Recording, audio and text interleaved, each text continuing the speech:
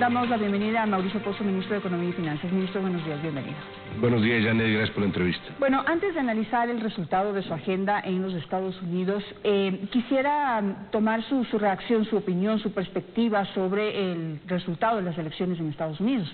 Tenemos un cambio, se va Trump y viene Joe Biden, se van los republicanos, vienen los demócratas, y no sé si es que hay preocupación en torno a todo lo que se ha alcanzado en este periodo con el gobierno de Trump.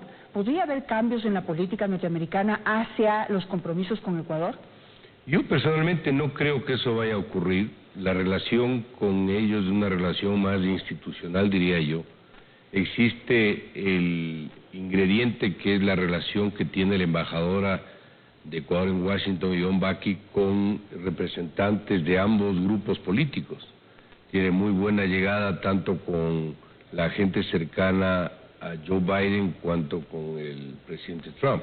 Entonces, desde ese punto de vista yo no le veo mayor inconveniente. Creo que el Ecuador tiene que avanzar en el proceso, por ejemplo, reforzando todo aquello que nos va a permitir alcanzar un tratado de libre comercio, que es uno de los objetivos que se persigue, así como la relación que hemos logrado con instituciones como el Departamento de Estado de la Casa Blanca o el Tesoro Americano, por ejemplo, para el respaldo en los multilaterales. Si es necesario, pues que hagamos presencia nuevamente con los nuevos funcionarios, lo haremos. Pero personalmente yo creo que la cosa va a continuar sin mayor problema. Claro, digamos, la posición norteamericana es paralela a la posición de los multilaterales. No debería haber ningún cambio en la posición de los multilaterales pese al cambio de... Es un país con mucha institucionalidad, son entidades que mantienen su propia dinámica y esto significa que se van a mover independientemente de cuál sea el gobierno de turno en ese país. Recuerde usted que la directora gerente del Fondo Monetario es de origen búlgaro, Kristalina Georgieva, y ella va a seguir en funciones. Lo que probablemente cambie es obviamente el secretario del Tesoro americano, que tiene presencia en el directorio del fondo. Pero cualquiera que este sea, creo que la relación con Ecuador se va a mantener, porque es una relación institucional entre el Fondo Monetario y el Ecuador. Ahora, que haya que reforzar obviamente las relaciones diplomáticas con ese país, con las nuevas autoridades, sin duda se lo hará. Pero personalmente creo que esto no va a afectar en nada el caso ecuatoriano. Quisiera recordar un poco y analizar el resultado de su visita. Usted anunció que $500 millones del Fondo Monetario Internacional serán entregados este noviembre, pero lo anunciado previamente por el ministro, el exministro Martínez, se esperaba para hasta finales de este año $2.000 millones más. ¿Nos puede aclarar esas cifras? Sí, los 500 millones no son del Fondo Monetario, son del Banco Mundial. Esa cifra estaría ingresando en este mes de noviembre, efectivamente. Habían dos requisitos que tenía que cumplir Ecuador, entre algunos otros, que fueron los últimos que se suscribieron, que fue el decreto de compensación para los sectores más vulnerables.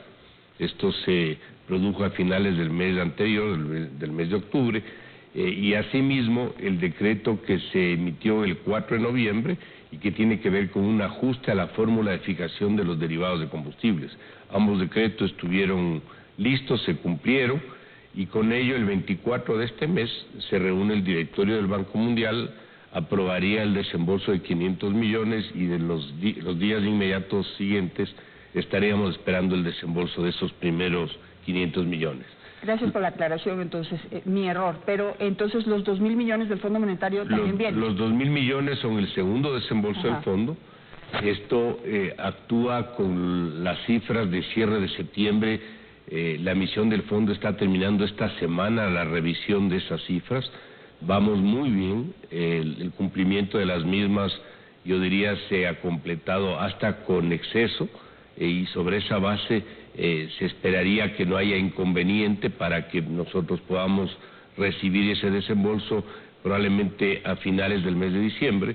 Esto tiene también que aprobar el directorio del fondo en esa fecha. Obviamente nos queda un requisito cualitativo, digamos así, que es la aprobación de la ley anticorrupción, que está en la Asamblea desde el mes de marzo pasado. Estamos haciendo toda la dinámica necesaria para poder activar la aprobación de la misma. Ojalá a finales de esta semana pase a primer debate y pueda estar aprobada más o menos en diciembre, que es la fecha que se requiere este otro requisito para el desembolso de los 2.000 millones adicionales. Ahora, ¿qué se va, de acuerdo a su punto de vista, a su criterio, qué es lo que se va a hacer con ese dinero? Si nos puede recordar cuáles son los compromisos con los multilaterales y versus los compromisos que aquí todavía tiene el Estado, el gobierno nacional, con proveedores, por ejemplo. A ver, los recursos del Banco Mundial y del Fondo son recursos de libre disponibilidad. ¿Esto qué significa? Que no están atados a un proyecto específico. Es criterio del gobierno el que asigne para una cosa o la otra. Recordemos que con el primer desembolso de los 2.000 millones se atendieron parte de los atrasos que se tenían. En aquella época el monto ascendía más o menos a unos 3.600 millones. Así habríamos querido destinar todos los 2.000 solo a eso, no habría sido suficiente. Entonces, ¿qué es lo que se está haciendo? Se está haciendo una entrega de fondos sobre bases absolutamente, yo diría, prioritarias. ¿Cuál es el monto del atraso, por ejemplo? ¿Cuál es la antigüedad del mismo? ¿Qué impacto social tiene? ¿Cuáles son los sectores involucrados?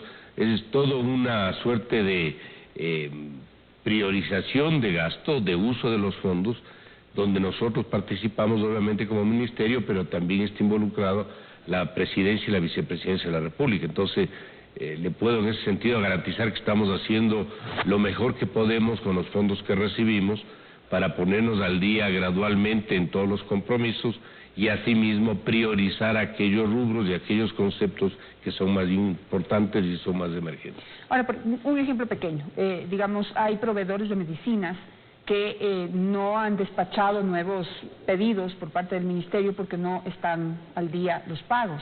Y por el otro lado tenemos, por ejemplo, en víctimas o enfermas, pacientes de cáncer de seno, que no han podido recibir su tratamiento porque no hay las medicinas, porque a los proveedores no les han pagado. Es decir, es toda una cadena de consecuencias que trae esta falta de dinero. O sea, hay una prioridad del gobierno sobre temas de salud, sobre eso no hay la menor duda. Eso es prioridad a uno, digamos así. Le damos toda la importancia que eso requiere y sobre esa base vamos cumpliendo el resto. Ya nos hemos puesto, yo diría, bastante al día en algunos compromisos.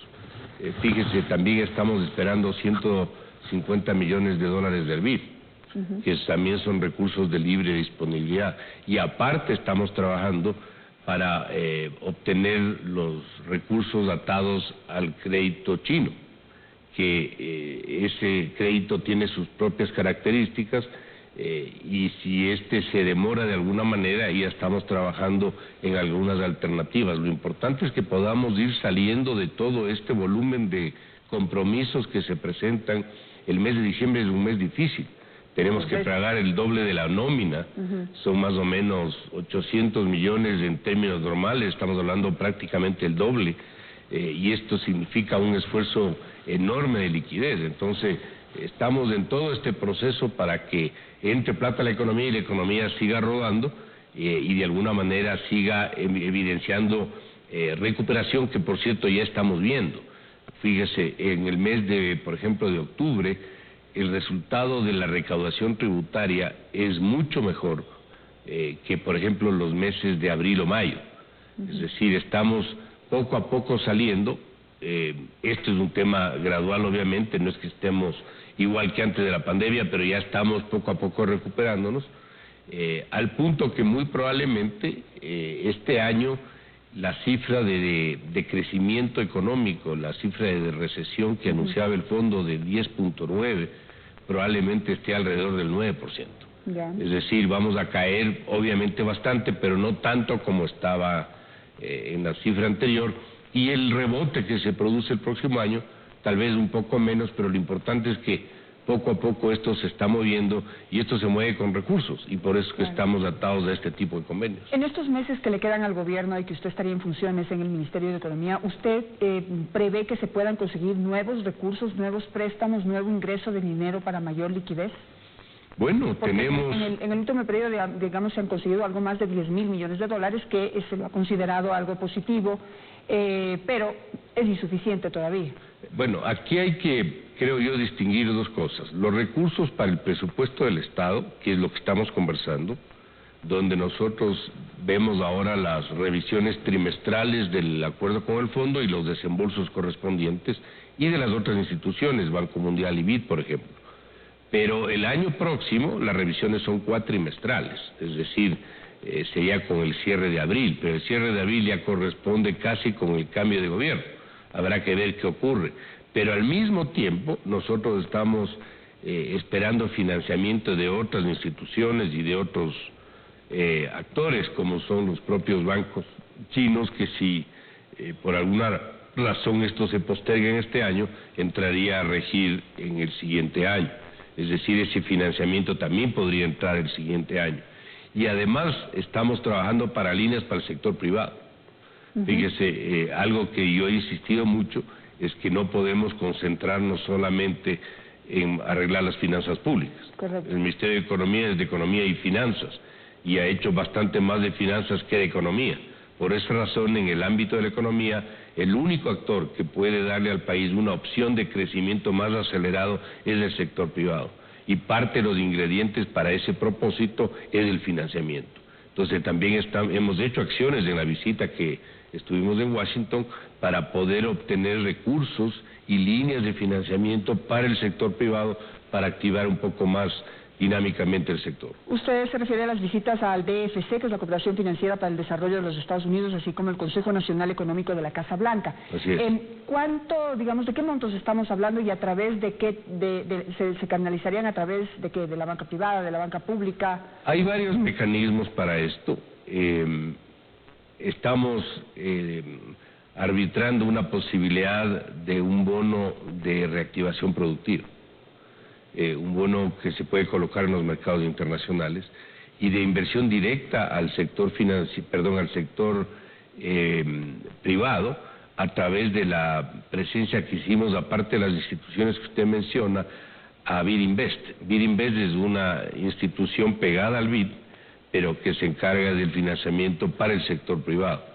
Obviamente a estas alturas todavía no le puedo decir los montos, estamos trabajando en ver la mayor cantidad de recursos posibles, pero lo de fondo es que hay la apertura necesaria, hay la disposición, hay la buena voluntad, digámoslo así, para seguir apoyando al Ecuador. Yo realmente me he sorprendido la gran flexibilidad y apertura de la comunidad internacional. La reunión con Kristalina Georgieva fue una reunión muy amigable. El edificio del Fondo Monetario es un edificio que está cerrado por el problema de la pandemia.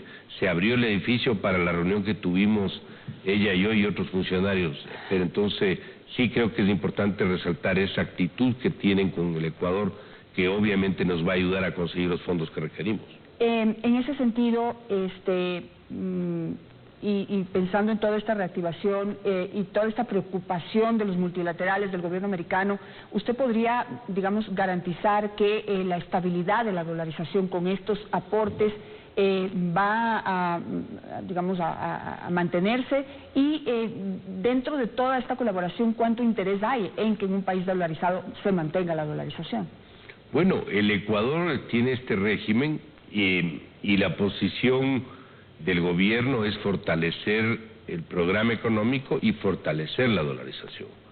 La liquidez que se está levantando al exterior es en el ámbito público, eso es una de las piezas importantes de fortalecimiento de la dolarización, y la otra es la liquidez que está, por ejemplo, en el sistema financiero, que es una liquidez abundante, el sector está sólido, está líquido, y por lo tanto yo le podría asegurar sin la menor duda de que hay fortaleza en el régimen cambiario de la dolarización, que estemos tranquilos. Pero eso no quiere decir que bajemos los brazos.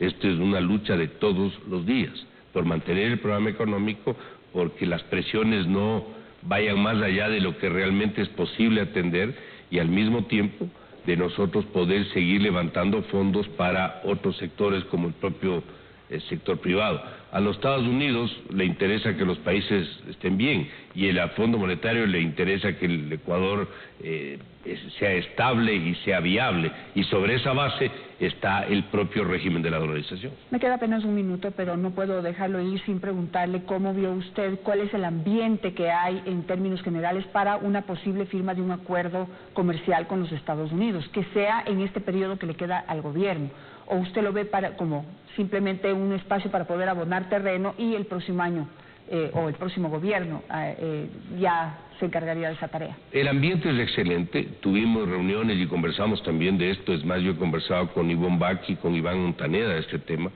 y yo creo que hay muy buena perspectiva y muy buen ambiente.